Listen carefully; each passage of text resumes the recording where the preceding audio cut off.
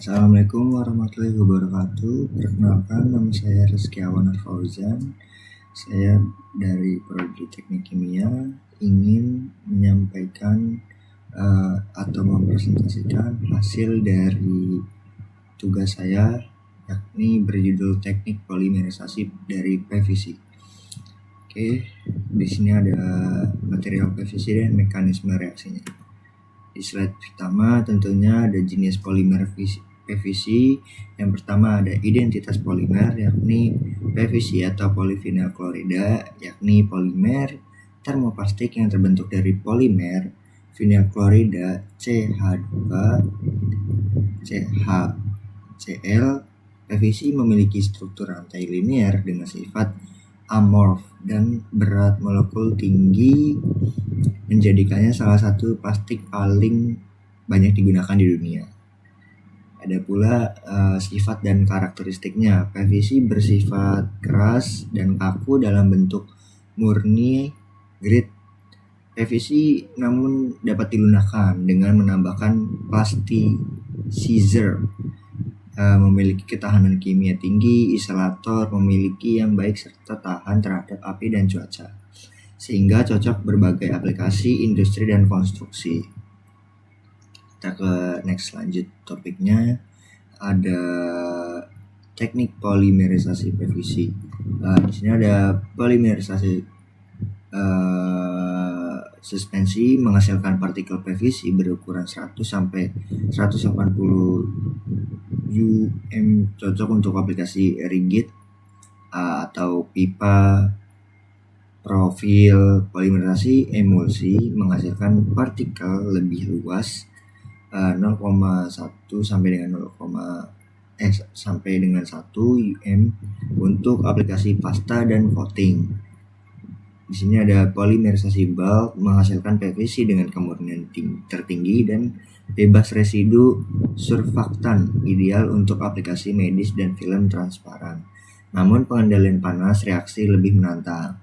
Di sini ada polimerisasi heterogen, suspensi atau emulsi monomer VCM didispersikan dalam air menggunakan surfaktan.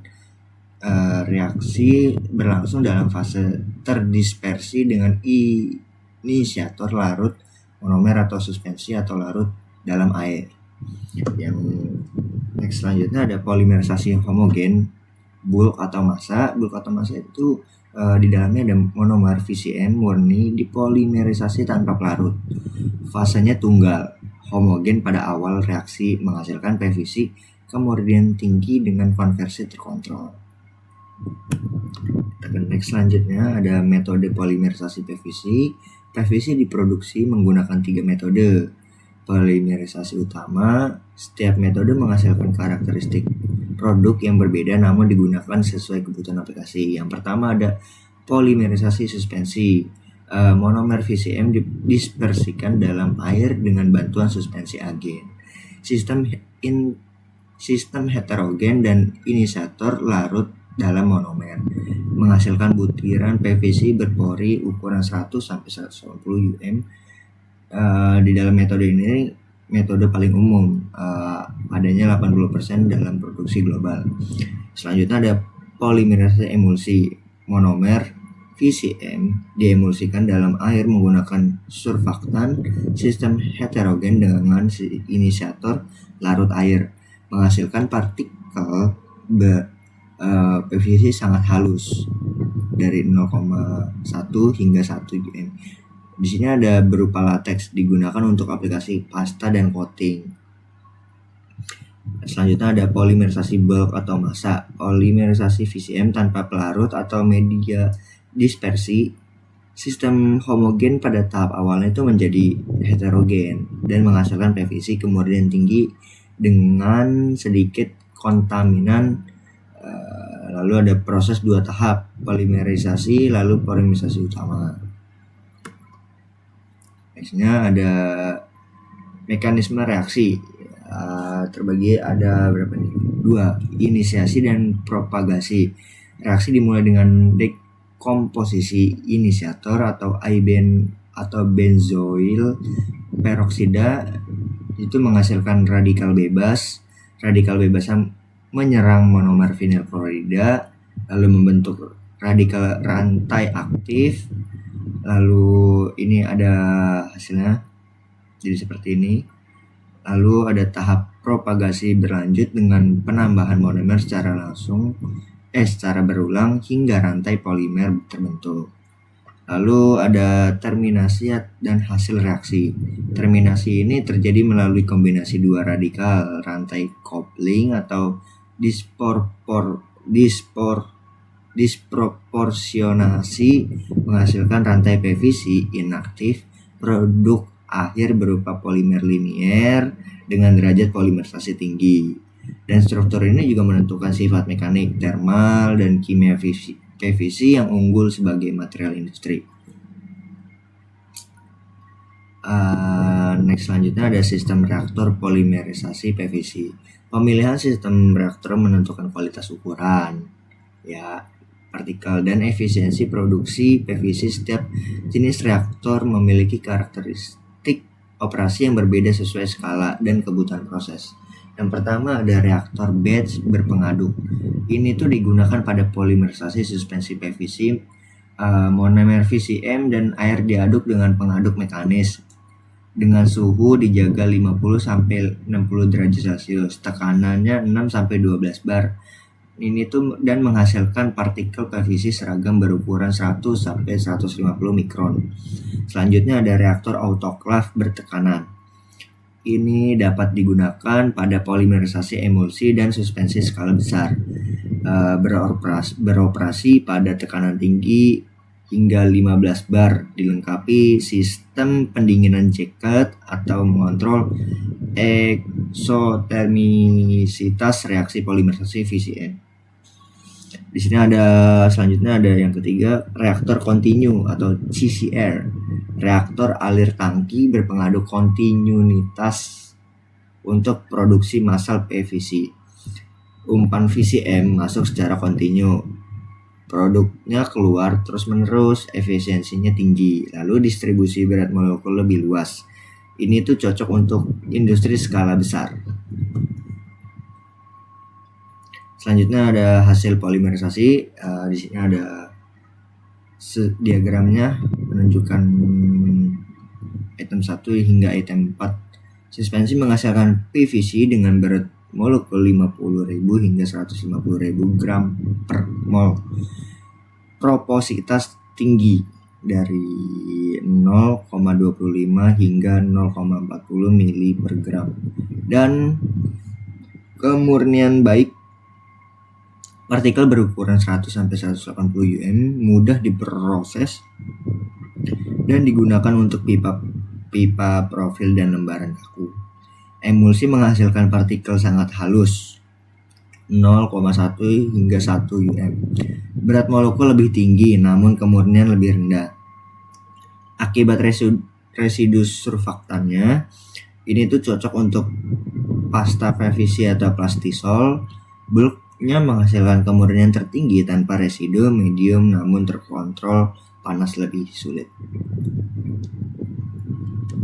Di sini ada sifat fisiknya.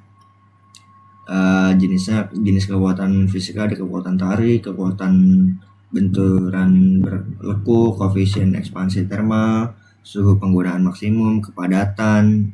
Lalu di sini ada produknya 2,60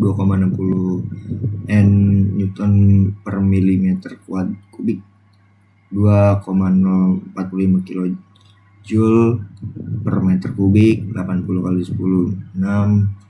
Ini harusnya 60 derajat Celcius, 1,38 gram per centimeter. Pada poin pertama, kekuatan tarik. Ya, kita bahas kekuatan tarik dulu. Di produk ini memiliki ketahanan terhadap gaya tarik sebesar 2,60 Newton meter per milimeter kubik. Yang kedua ada kekuatan benturan berlekuk. Jadi kuatnya sampai berapa nih benturan berlekuknya? Ya, tingkat ketahanan materialnya terhadap benturan atau tekanan kejut berada pada kisaran 2,0 hingga 45 kilojoule meter kubik. Koefisien ekspansi termal, material ini memiliki tingkat kemurnian panas sebesar 80 kali 10-6 yang menunjukkan respon perubahan dimensinya terhadap fluktuasi suhu. Suhu penggunaan maksimumnya material PVC ini direkomendasikan untuk digunakan pada lingkungan dengan batas suhu operasional maksimalnya itu 60 derajat Celcius. Dan kepadatannya secara fisik, produk polimer ini memiliki padatan atau densitas sebesar 1,38 gram per centimeter kubik. Pengaplikasian PVC-nya. Nah, PVC ini adalah material serbaguna yang menawarkan banyak kemungkinan aplikasi termasuk kusen, jendela, pipa drainase, pipa layanan air, pipa alat medis, kantong penyimpanan darah, isolasi kabel dan kawat, lantai estilasi, membran atap, alat tulis, interior, otomotif dan pelapis jok, fashion dan alas kaki, kemasan plastik, pembungkus, kartu kredit, piringan hitam, kulit sintesis dan kain berlapis lainnya. Di sini ada gambarannya. Ini dari berbagai cabang dari Windows, lantai, packaging, pipa, alat medis, dan macam-macam. Lalu ada perbandingan hasil PVC-nya. PVC suspensi bulk versus bulk. PVC suspensi yakni butiran berpori 100 hingga 180 mm. Mudah diproses, digunakan untuk pipa profil dan lembaran kaku yang sudah saya bahas tadi di awal. PVC bulk kemurnian tingginya transparan. Kemurniannya sangat tinggi. Lalu transparan, cocok untuk kemasan film dan botol. Ini tuh morfologi granul lebih padat dengan distribusi ukuran sempit. Lalu di sini ada PVC emulsi versus kualitas produk. PVC emulsi atau PVC partikel halusnya itu 0,1 sampai dengan 2 mm. Membentuk pasta dengan plasticizer digunakan untuk sarung tangan, wallpaper, dan coating. Kandungan surfaktan itu menurunkan stabilitas thermal. Pemilihan teknik menentukan morfologi kemurnian dan aplikasi akhir produk PVC.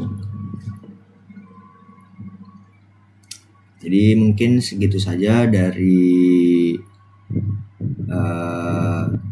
presentasi saya, ya, bahwasanya saya dapat menyimpulkan polimerisasi suspensi adalah teknik paling umum untuk PVC komersial menghasilkan produk berkualitas, optimal dengan terkontrol, proses yang efisien. Oke, mungkin segitu saja. Apabila ada salah kata, mohon dimaafkan. Saya tutup. Selamat malam.